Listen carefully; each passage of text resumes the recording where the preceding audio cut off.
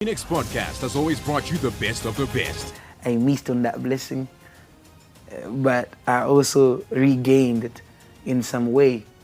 In seasons 1 and 2, we introduced you to the industry's brightest stars, the ones at the top of their game, the creme de la creme. But season 3 promises to be even more exciting.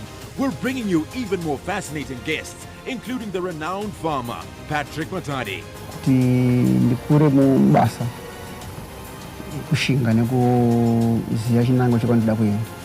And to top it all off, our very own host, Ken Sharp, will be stepping out of the interviewer's chair and into the hot seat as he gets interviewed by a surprise guest host. From the boss, we've been beaten, but we're not beaten yet. We can still rise. Konapo, ipapo, ZTN Prime, DSTV channel 294, the place to be. Welcome back, gospel music lovers, to another season of My Ultimate Gospel 10. Your ultimate destination for soul-stirring melodies and inspirational stories. But prepare me for a good day. God is faithful because He's holy. Wow, this is beautiful. Each week, they'll be revealing their top 10 gospel songs. Meet Miss Becky K, the dynamic and passionate new presenter for Season 3. If you are ready, let's get into My Ultimate Gospel 10. Premiering soon, only on ZTN Prime. Stay tuned and let the music uplift your soul. Pardon? Look up. Whoa! Okay. I'm Ollie J, your host and captain for this technological voyage. They say that curiosity killed the cat. Well, we say curiosity makes you swipe. Okay, there's a real big one. Oh, okay. Okay, stay in the elevator. Okay, that one came out of... Look up. From some tech-tastic adventures to some out-of-this-world Zimbabwean inventions to the scientifically mind-boggling, we show it all. What we're looking at is 2 charging ports to charge the vehicle. And things get electric. Catch Swipe right here on ZTN Prime, DSTV channel 294.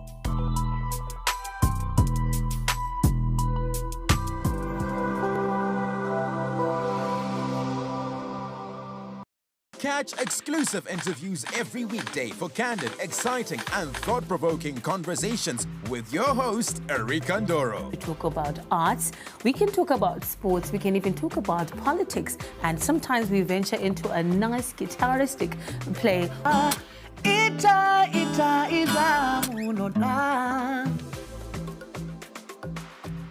The one story where you can't get out of your head.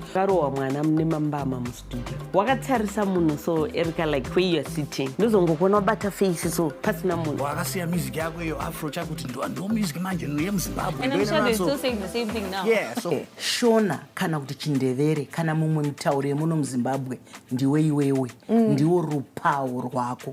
Ndicho chidadiso chako. Catch me, Erika Ndoro, right here on ZTN Prime every single Monday at 7 p.m. whilst we get exclusive.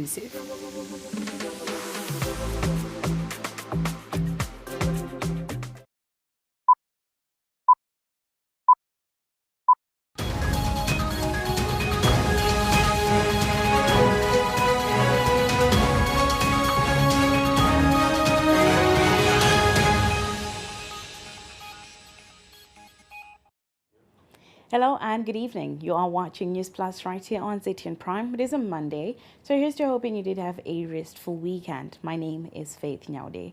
A quick look at stories that are making the headlines this evening. The ZANU-PF 22nd National People's Conference has come and gone. This past weekend, Mutare was a ball of energy with both entertainment and national policy deliberations coming to the fore.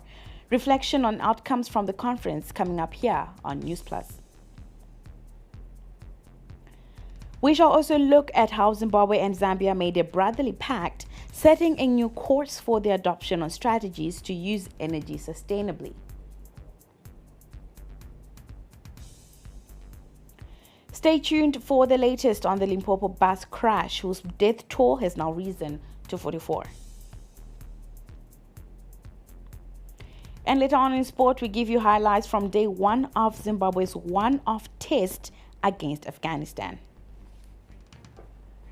Now, Zimbabwe and Zambia have reaffirmed commitment to ensuring sustainable power supply and addressing recurrent outages. Zimbabwe's Energy Minister July Moyo and his Zambian counterpart Makoso Chikoti held a crucial meeting in Harare today, where they committed to closely to work together in managing the Kariba Dam and boosting electricity generation for the region. Our reporter Talent Gore gives us more in the following report. The Kariba hydropower station, a joint venture between Zimbabwe and Zambia through the Zambezi River Authority, has been a cornerstone of the two countries and the region's power supply. However, climatic changes impacting water levels and reducing power generation, the two countries are diversifying their approach.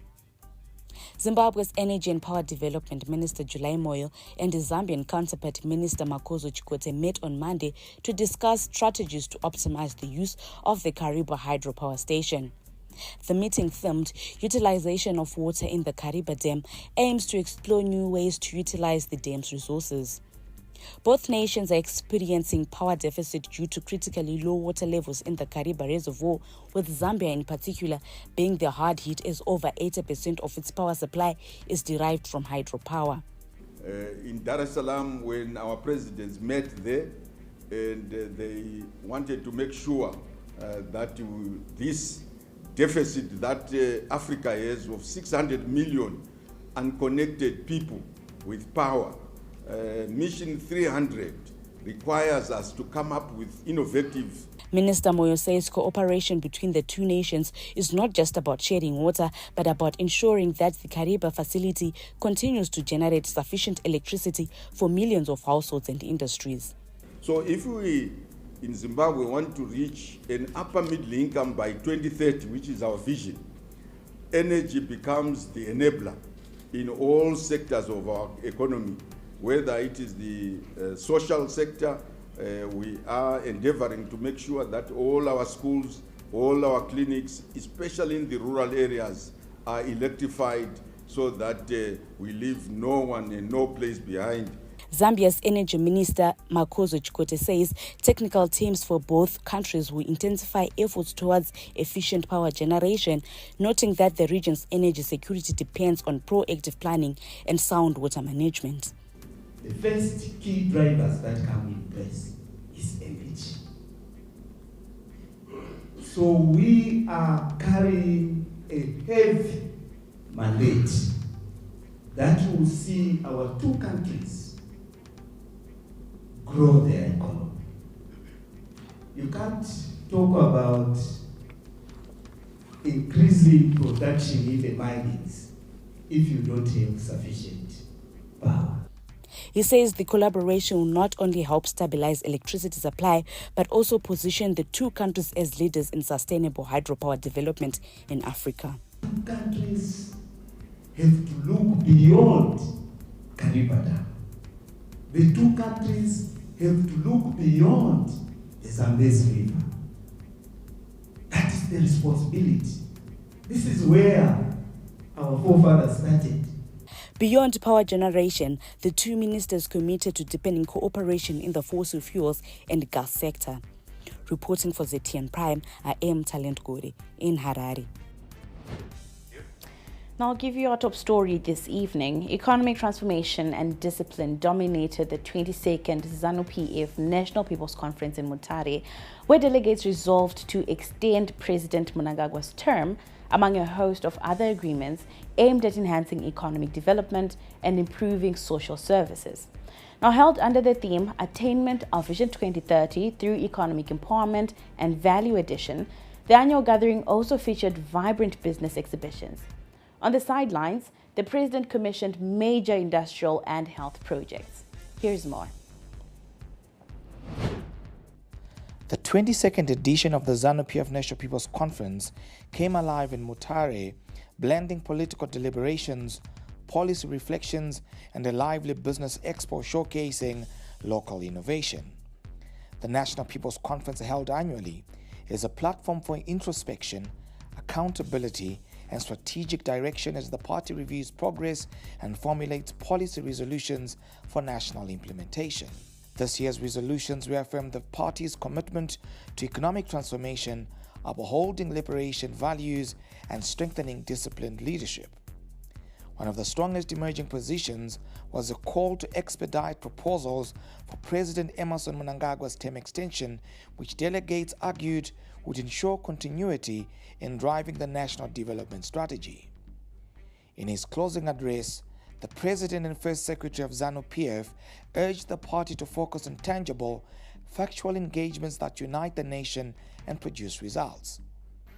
The resolutions of our meeting further demonstrate that we are a well-oiled machine, ready to leap forward our industrialization and modernization as we meet the growing needs of our people for a better quality of life.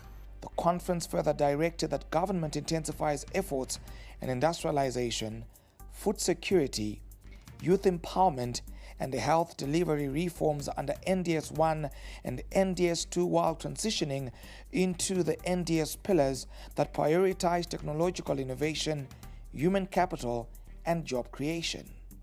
This is encouraged by practical resolutions and unparalleled decisions to scale up the utilization of our God-given resources for the benefit of all our communities.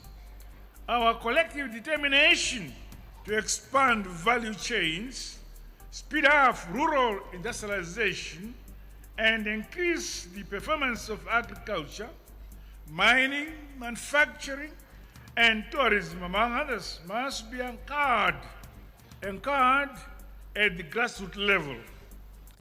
Beyond the resolutions, the conference translated policy into practice as the President commissioned multiple projects aligned with the party's economic agenda. The first was the $7 million nut farm warehouse in Mutare, supported by the Global Fund and the UNDP. The facility features advanced cold chain and digital inventory systems, enhancing access to essential medicines across Manicaland while supporting efforts to curb the nearly $400 million drug import bill. The President also launched a $23 million mega market flour milling plant, emphasizing its role in job creation, local value addition, and reducing import dependence. The conference was eventful, characterized by the side events such as the commissioning of development projects. Earlier this morning, I had the opportunity to tour and officially open the National Pharmaceutical Warehouse facility at the Victoria Chitepo Provincial Hospital and a mega market milling plant. Industry and Commerce Minister Mangaliso Ndlovu said the project reflects growing confidence in Zimbabwe's economy under the Second Republic. From political direction at the conference to tangible developmental projects on the ground, the ruling party says it is translating resolutions into action, with the leadership continuity being framed as a catalyst for sustained transformation. Eben Mabunda, ZTN Prime in Mutare. Now let us quickly look at a summary of some of the resolutions from the ZANU-PF National People's Conference.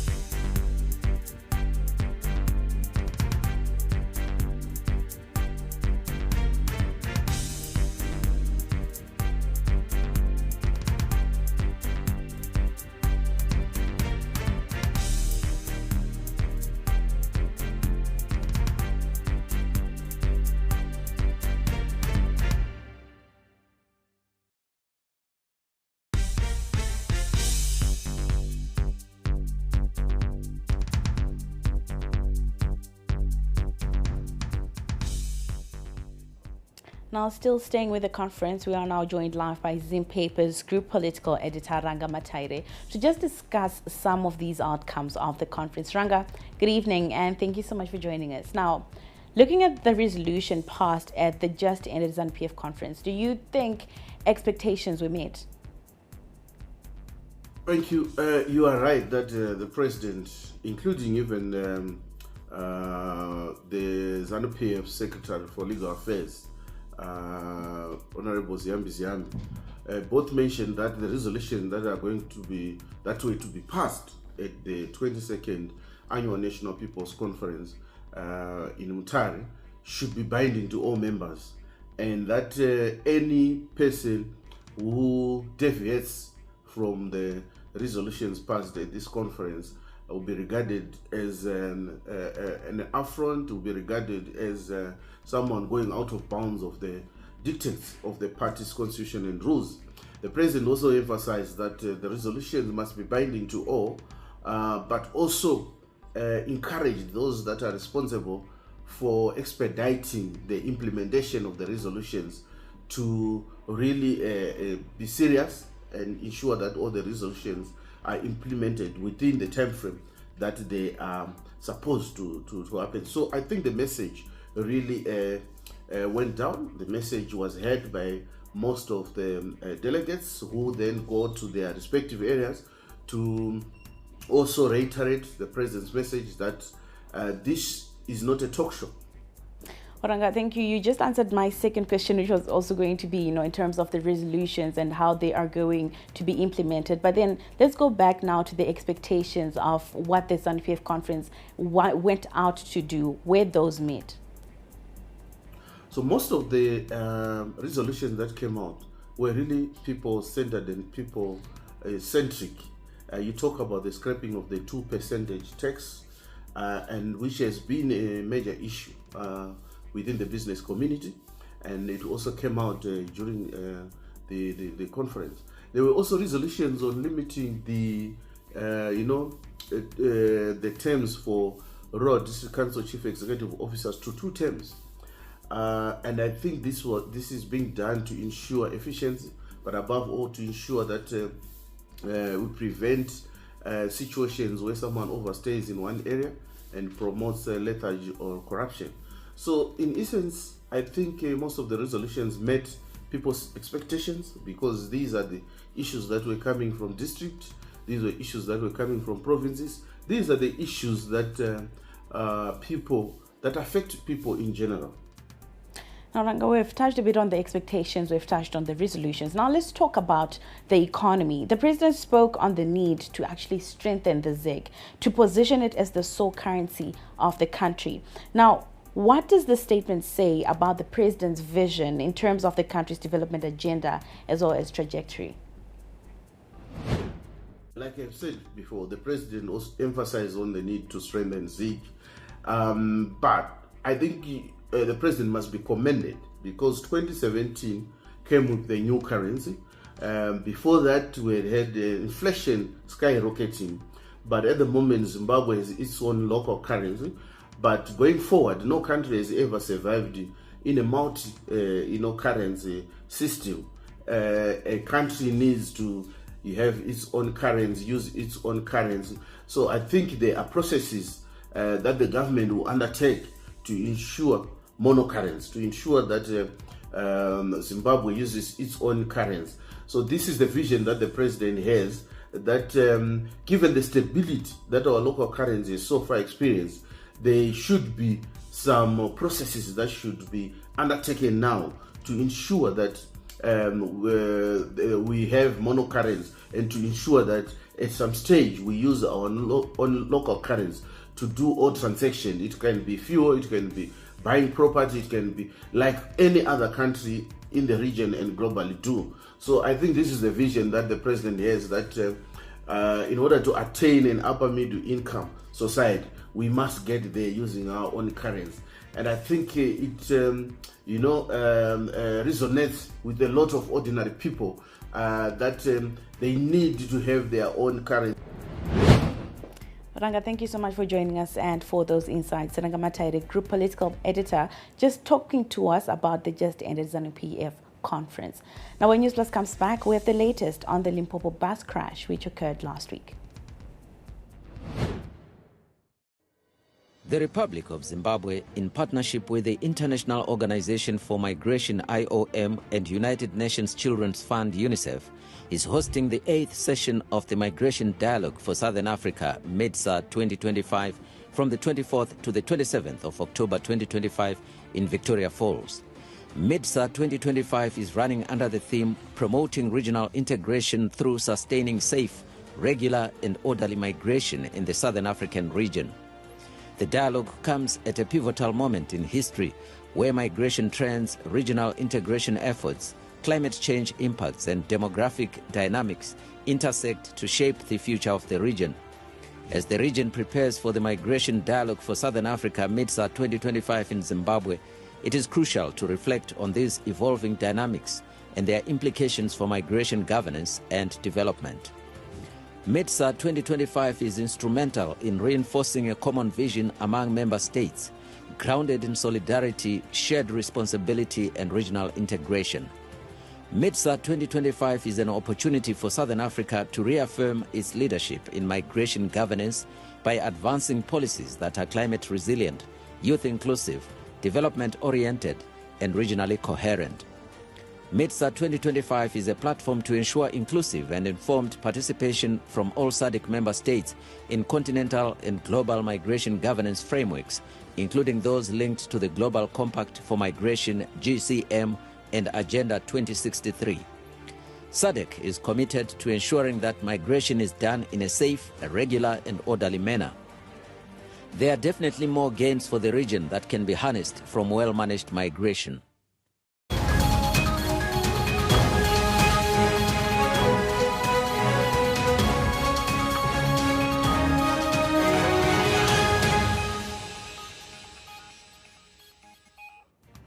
Welcome back. You are still watching Newsplus. Thank you so much for staying with us. Now, the death toll in the South African bus accident that occurred in Makhado, Limpopo province last week has increased to 44 after another Zimbabwean who was in a critical condition succumbed to the injuries at Polokwane Hospital this Monday. Limpopo Premier Dr. Poppy Ramatuba said so far a total of 36 Zimbabweans and 8 Malawians perished in the accident. Now, the initial identification process was supported by the Zimbabwean and Malawian embassies and the next of kin of the deceased. She said the 7 children who died in the accident will be identified through DNA testing. Dr. Ramatuba said the identification process was being done in 3 phases, including photography, physical identification, and fingerprint verification. Now, Zimbabwe's National Prosecuting Authority is sharpening its focus on justice delivery, digital transformation, and the fight against corruption as it reviews its strategic plan and prepares for the next phase under Vision 2030. We get more details from our correspondent, Andile Chuma. The National Prosecuting Authority of Zimbabwe says it is entering a new era of institutional transformation and prosecutorial excellence, building on the gains achieved under the National Development Strategy 1. Addressing senior prosecutors and directors during the NPAZ Strategic Plan Review Workshop in Bulawayo, Prosecutor General Justice Lois Matanda Moyo said the authority has made significant progress in improving case clearance, reducing backlogs, and strengthening public confidence in the justice system. We are gathered here to review our strategic plan for 2025 and then to come up with a strategic plan for 2026 and our 5-year strategic plan running from 2026 to 2030. And we are looking at NDS2. As you know, NDS1 has come to an end, so we are now looking forward to NDS2. She said they have raised case clearance rates to over 74% and reduced unnecessary state-initiated postponements by 35%, adding that justice must not only be done, but must be done swiftly and transparently. The integrated electronic case management system is no longer a dream. We have migrated 70% of our core operations onto this digital platform.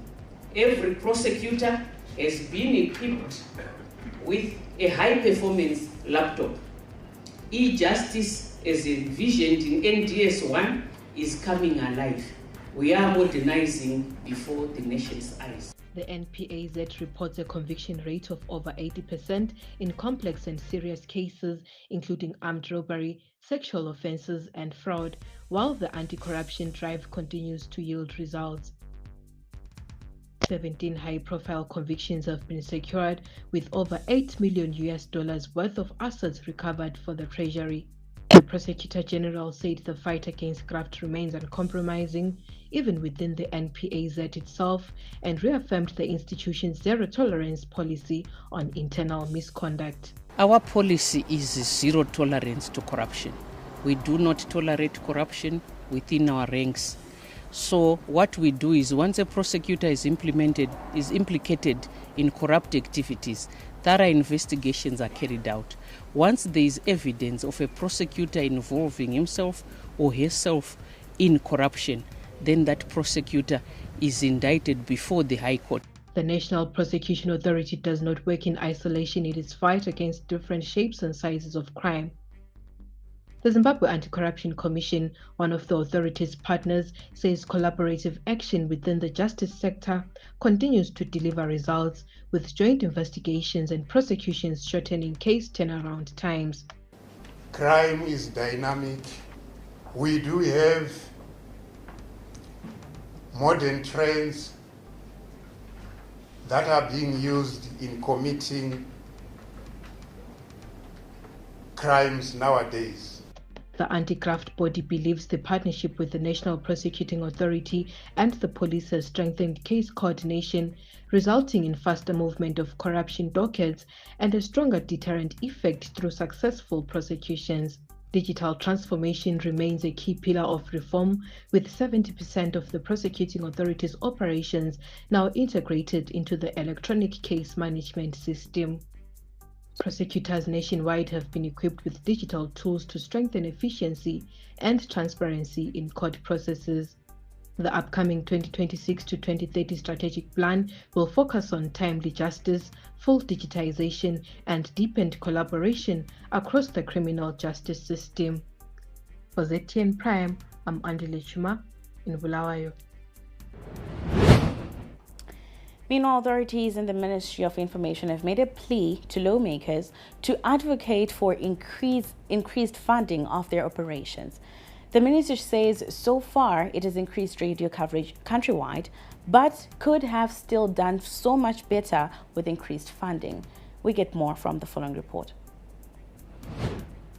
The Ministry of Information, Publicity and Broadcasting Services has a mandate to ensure nationwide media coverage, servicing and installation of transmitters, compilation of obituaries for the national heroes, amongst others. In 2024, the ministry was allocated 533 million ZiG, while in 2025, they received a national budget allocation of 381 million ZiG, far below the ministry's stated requirement of 2.1 billion ZiG to effectively operate. Authorities in the ministry believe the current funding levels are not adequate to support the execution of their overarching mandate. Permanent Secretary in the Ministry of Information, Publicity and Broadcasting Services, Nick Mangwana, today told lawmakers that underfunding may hinder delivery on key mandates, including the compilation of obituaries for national heroes. Every obituary that you see is produced by the ministry. If we are underfunded, there may be a time, though we don't hope so, there may be a time we fail to accomplish that, because it's not a question of just printing an obituary. A lot of research goes into it. Mangwana said the ministry has adopted a bottom-up planning approach aligned with the government's devolution agenda. However, he noted that implementation faces major hurdles due to lack of resources, particularly in rural districts where many officers lack basic tools of trade, including vehicles. We want those districts enabled, capacitated, to ensure that they actually represent the whole ministry properly. In fact, the big number of them don't even have cars. In fact, those with cars, honorable members, they were bought in 2008. The government has set a goal to achieve 100% media coverage across the country by 2028. But without sufficient funding, that target remains out of reach. So as we know, the mass communication media, especially for rural areas, is radio. We really do focus on radio coverage. And we do hope that we get more funding to cover, especially the radio coverage. Mangwana has since appealed for a 35 to 50% increase in the media sector budget, arguing that the current funding is insufficient for the ministry to meet its constitutional and operational mandates. Please move that dial by an extra 35 to 50%. Only. The ministry's objectives are central to the Vision 2030 agenda, and with government setting ambitious service delivery targets, adequate funding will be critical to achieving them. For ZTN Prime, I am Setachiswe Gwaza in Harare. You are watching Newsplus. Stay with us. We'll be back shortly.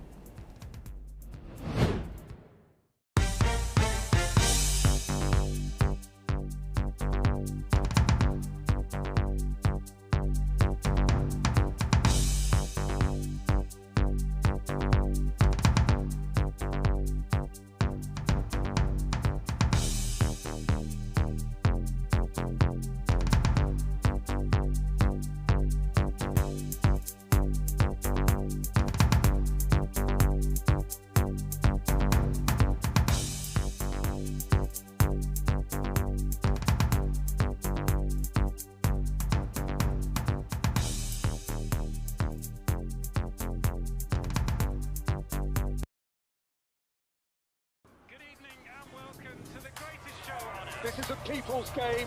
They will be bubbling about this one for weeks and months to come.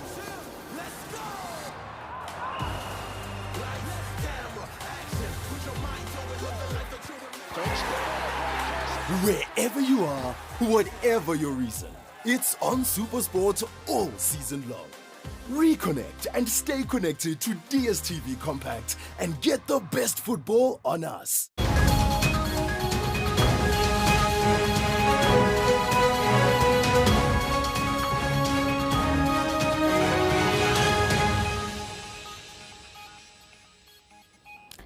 Well, we come back with some education news now. About 16 students have left the country to pursue master's degrees in agricultural engineering at Don State Technical University in Russia under the Center for Education, Innovation, Research and Development Scholarship Program.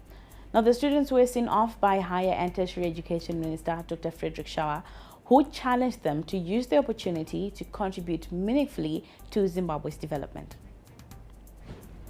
For the past 3 years, 6 students have benefited from the initiative, and this group marks the second cohort in 2025. Speaking during the send-off ceremony, Higher and Tertiary Education, Innovation, Science and Technology Minister Dr. Frederick Shaw challenged the students to use the opportunity to contribute meaningfully to Zimbabwe's development. He further said the development affirms the commitment of President Mnangagwa to building a knowledge-driven and industrialized Zimbabwe, guided by Education 5.0. Zimbabwe's collaboration with the Russian Federation is rooted in mutual respect and a shared vision for human capital development.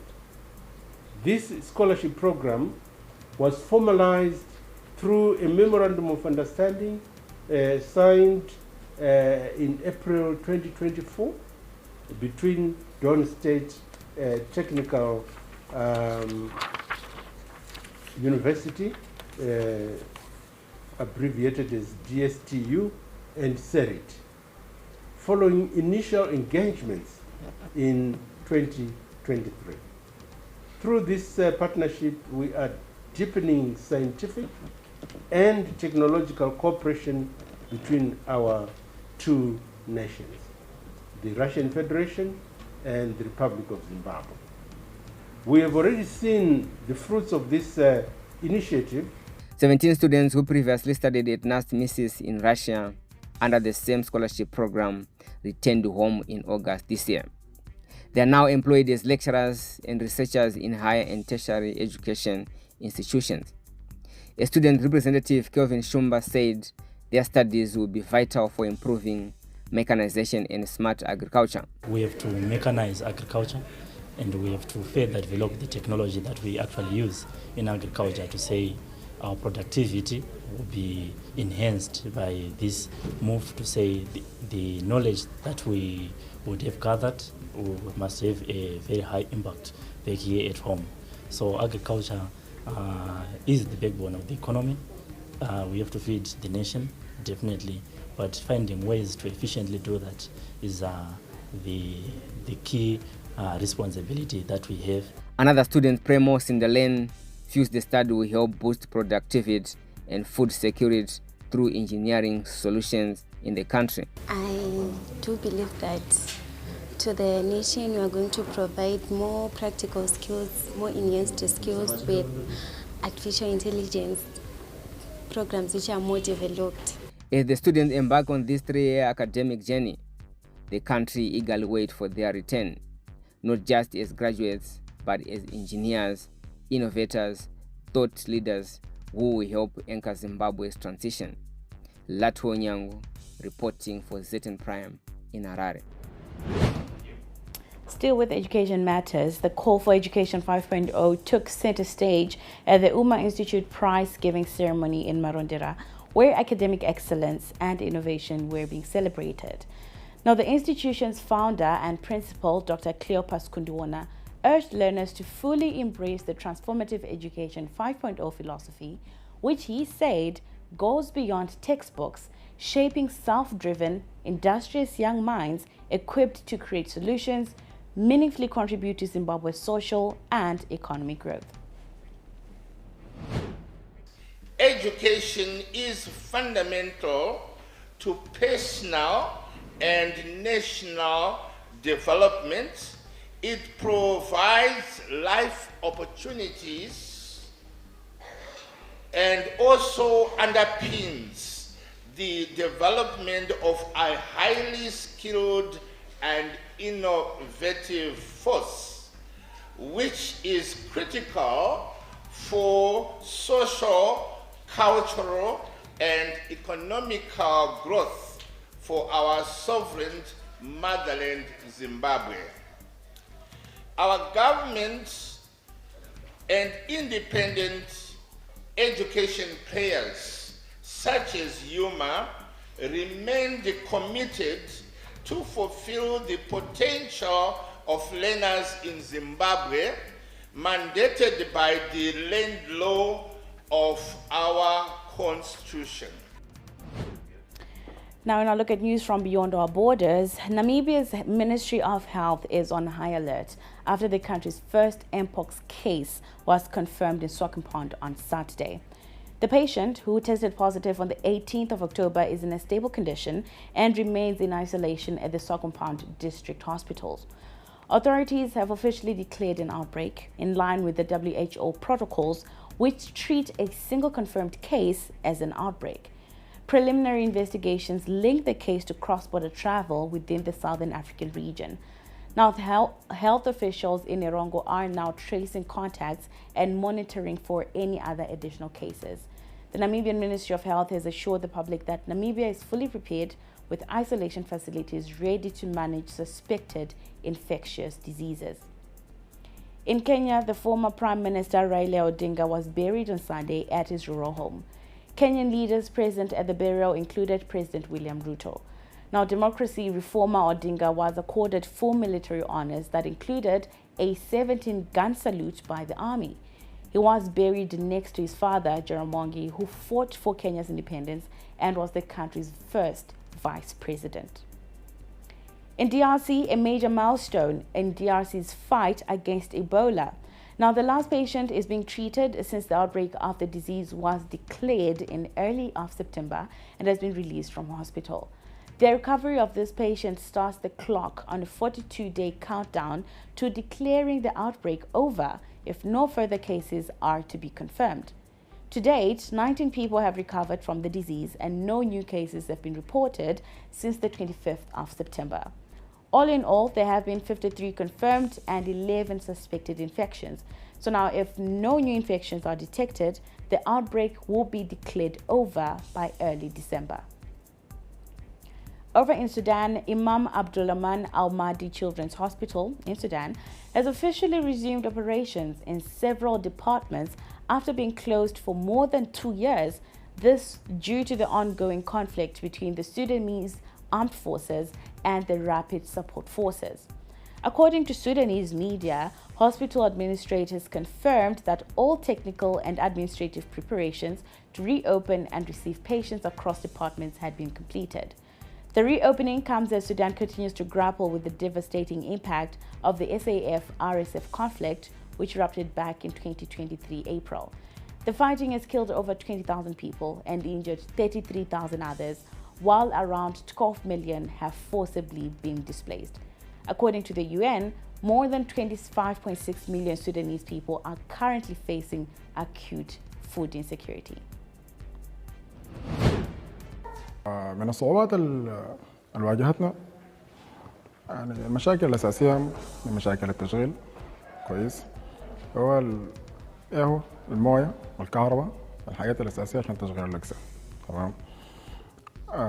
بالنسبة للأجسام الجوا هو في البداية الجمع كان بتاع الكادر تمام. بالنسبة للظروف بتاعت الحرب والنزوح والناس اللي اتشتتت كويس هو صراحة كانت مشكلة لكن ما أخذت معنا فترة طويلة فكانت الاستجابة يعني كويسة وسريعة للتقنين بتاع المختبرات المحضرين صراحة كل الأقسام محتاجين. Well, business news is still to come, so stay with us. We'll be back shortly. Vanoda valisizi itai aye varimi vese itai aye vanoda go itai aye simuza go rako kurumiza kurumiza kurumiza kurumiza ndokona kungoti oyo vavalisizi padamoyo vanyai vana manyina na baba kurumiza kurumiza kurumiza kurumiza mbeu kwayo ri kuvalisisi airowe nezvifukuto kana tsikitsi kana zvirwere ende nokupa harvest apa ndiri kurevesa very honest nevalisisi itai aye varimi vese itai aye vanoda go mwaka uno tenga mbeu yako ku Valley Seeds usimudze goho rako.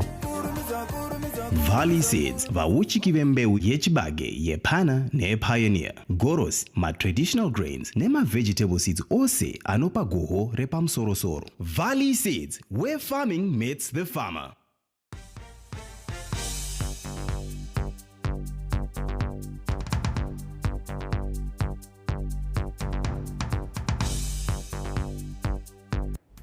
Welcome back. You are still watching Newsplus. Now look at business. Zimbabwe's economy is projected to grow 6% in 2025, up from 1.7% in 2024, making it the fastest growing economy in Southern Africa. This according to International Monetary Fund and World Bank forecasts. The rebound is driven by strong agriculture, manufacturing, recovery, infrastructure development, stable exchange rate, and rising gold prices. Now, at 6%, Zimbabwe outpaces regional peers, that's including South Africa, Botswana, Zambia, Angola, and Mozambique, and sits above the sub-Saharan Africa average of 4%. Ongoing fiscal and monetary reforms and reduced reliance on central bank financing are also helping to sustain macroeconomic stability as well as the growth. The National Youth Symposium, which kicks off in Harare this Tuesday, aims to bring entrepreneurs out of their silos, creating a national platform to recognize and harness their growing contribution to Zimbabwe's economic transformation. Youth Minister Tinoma Chagere said the symposium is running under the theme Empower the Youth, Secure the Future, and will be graced by President Emmerson Mnangagwa on Wednesday. The event seeks to provide a platform for young people across the country to showcase their enterprises, exchange ideas, and highlight their role in employment creation and economic growth. After this youth symposium, we're going to realize that there are a lot of people, young people, that are doing so well around the country. Because if we don't appreciate or recognize them, they will live in silos. But now with this youth symposium, now we're going to identify, they're now going to come in their numbers, so that we also understand, see what is happening around the country in terms of their challenges, in terms of what they've done to develop our country. So we really want to appreciate those that have come on board to make this event successful. But nevertheless, our main issue is the issue of drug and substance abuse. We really want to appreciate all the partners, Ministry of Home Affairs, in coming up with solutions to fight the issue of drug and substance abuse. Minister Machagere said the symposium would enable policymakers to gain clear understanding of the needs of young business people. It is going to be the first day. Then on Wednesday, that's when His Excellency the President is going to be here to also acknowledge and also present awards to those that have done so well in terms of starting their businesses. But basically, this is it. We want to see what our youth are doing in terms of growing their business, in terms of supporting our GDP. But basically, this is what we want. We need to understand. We need to see what our youths are doing. Now, as Zimbabwe embraces digital transformation, tech companies are stepping up to strengthen the country's technological backbone. ICT firm Dandemtande says its latest investment aims not only to expand internet access in underserved areas, but also to enhance AI adoption and data security in line with the government's drive for a digital and inclusive economy. And as Dandemtande, we have invested time and money in making sure that we are prepared and that the economy is prepared to embrace AI. The first bit of that is we have built infrastructure from Beitbridge all the way to Harare and Bulawayo, and also build metro fiber infrastructure as last miles into the different towns and cities. We've also gone out to partner other providers of satellite services to ensure that the underserved and the normally excluded rural populations and the remote ones are also included in this revolution. In addition to that, we've also spent money in developing data centers. Now for some entertainment news. Welcome wherever you are. And Marmoush, room to shoot. He well and truly did. It's an opportunity. What a shot to Sono!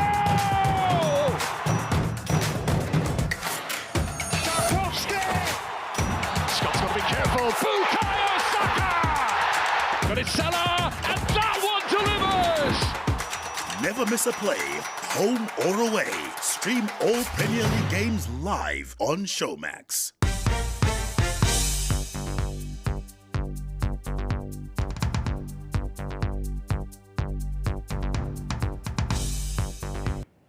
Welcome back. Now, a snippet of our entertainment scene this weekend was such a buzz as the Casalaga Braai Festival turned 10. The event returned to the capital city for a lively celebration of some local food, music and culture. The Braai audience was very colorful and diverse, with thousands of attendants having traveled from different cities to grace this event. The event that is coined the biggest braai day in Zimbabwe lived up to its billing as meat lovers indulged in various portions of meat along with some beverages of their choice. The crowd was also treated to some performances by local music sensation Winky D, the main act, who was supported by Master H, St. Flo, Nati O, Amara Brown, Tammy Moyo, as well as the Chill Spot family. Now, just in case you missed it, here's a snippet of the action.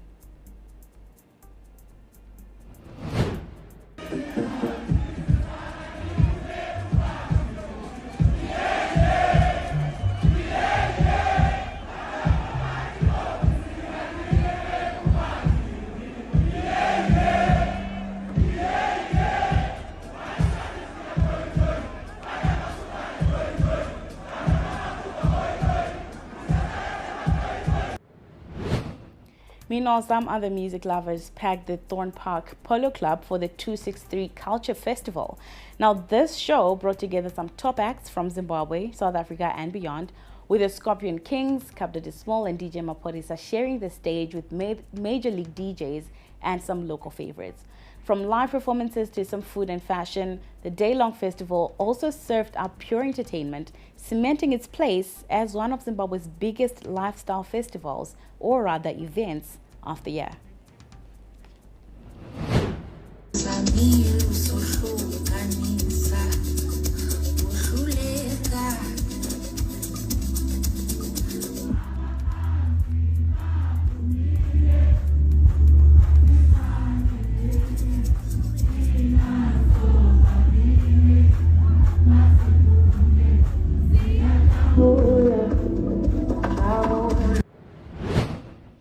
And now for the dance enthusiasts, Beyond the Borders Dance Battles, a dynamic dance competition set to unite some of the most talented performers from Zimbabwe and Zambia, is scheduled to take place in Bulawayo City Center on the 1st of November. The main objective is to strengthen the local dance ecosystem, encourage collaboration, and showcase the vibrancy of the region's dance culture. Now, unlike many other dance contests, Beyond the Borders Dance Battles will welcome participants of all skill levels with no rigid selection criteria. Dancers will compete across 3 categories: open style, where any genre of music may be used, amapiano, as well as hip-hop. And now for some sporting action.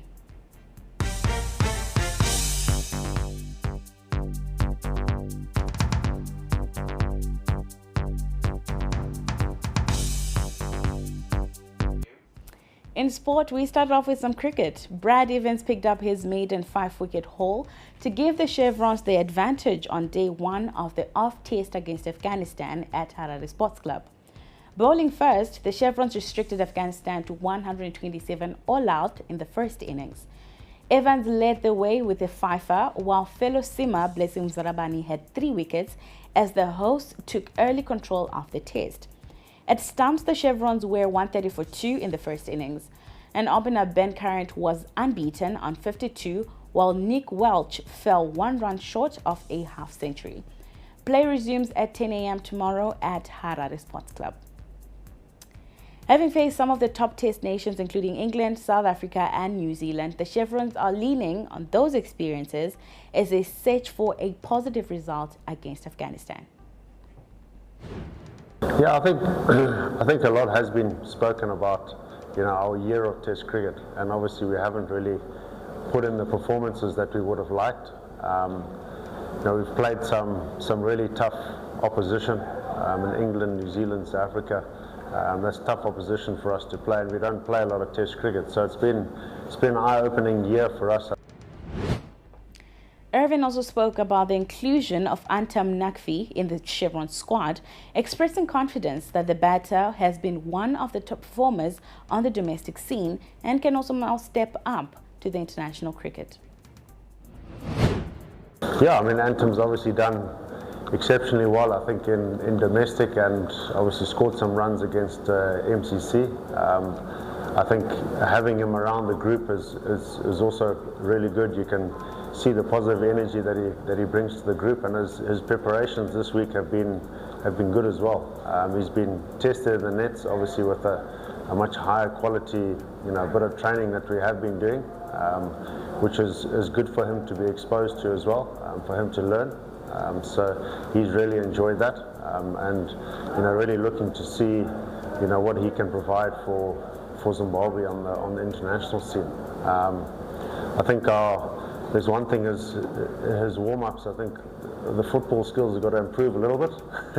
But other than that, it's really excited. Everybody's welcomed him into the group, and looking forward to having him there for a lot longer. On the football front, Scotland coach Tunderai Ndiraya says the destiny of the 2025 Castle Lager Premier Soccer League title is firmly in their control, with just 3 matches remaining. The Mavuku side edged closer to a maiden league title in their debut season after a 1-0 victory over title rivals Morse at Rufaro on Saturday. After the win, Ndiraya credited the club's investment during the mid-season break for their recent run, admitting that the league is now theirs to lose.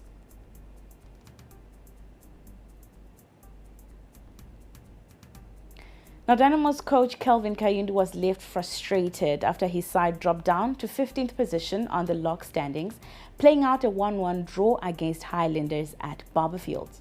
Dynamos are now desperately fighting relegation and had come from behind in the match. Kayundu admits that the draw made things hard for his team, but he still remains quite hopeful. It gives us a bit of hope. We still remain unbeaten, though we have dropped points. But like I said, we move away from the relegation. Three games to go, 9 points to be played for. It's quite a lot. But as we keep on pushing, getting points, we'll be playing at home. We have been consistent at home. We just hope that we capitalize and get maximum points. But still a bit difficult for both teams in the remaining games. I think, like I said earlier on, it's a wake-up call for the Giants. We are not supposed to be fighting relegation towards the end of the season. I think these are games where teams are fighting for championship or probably the top two, but now things have changed. We're trying to avoid relegation, both teams. But the fans came in numbers, they supported their teams, and I'm sure they are happy at the end of the day. Highlanders sit 2 points above the relegation zone and need 4 points from their remaining 3 games to guarantee safety. Bosso captain Peter de Jong is, however, confident of avoiding relegation despite the intense competition for survival involving 8 other teams.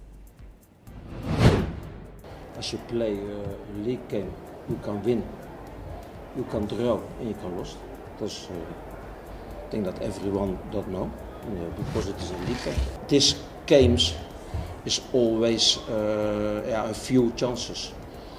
And then op een moment is it 1-1. Bad marking. We did try with subs the game the change. Because look for the victory. Tough luck. Dan denk ik, I think that it a fair result is. 36. Dus I'm content with the point because we have still 2 points more than Dynamos. And my job is here to survive the team. I need to have 39 points. We need 3 points uit 3 games. And that is happened. Now, match day 31 in the Castle Lager Premier Soccer League concluded this afternoon with Bikita Minerals beating Rentals 3-0 at Sakuba in Mutare. The win lifted the Lithium Boys out of the relegation zone and into 12th place with 36 points and 3 rounds of matches remaining. Manica Diamonds, who lost 1-0 away to Caps United on Sunday, drop into the relegation places as a result. Now, in the Pacific Storm Eastern Region Division 1, Hunters FC were automatically promoted to the Zimbabwe Premier Soccer League after beating their rivals 10x 2-1 at Rudaka in Marondra on Sunday. Currently, Hunters are safely sitting on top of the log with 66 points, followed by Mashingo United with 62 points after being held to a goalless draw by Manica Diamonds under 19, followed by 10x on the third with 61 points. The 2025 champions in the Pacific Storm Eastern region are going to play Deport for LA Murambinda in their final match on Sunday. ZTN Prime spoke to Hunters coach Clifford Jairo, who is quite happy with the achievement. I just want to, to thank the Almighty. We couldn't have, done it on our own without Him, His mercies, His graces. We are here.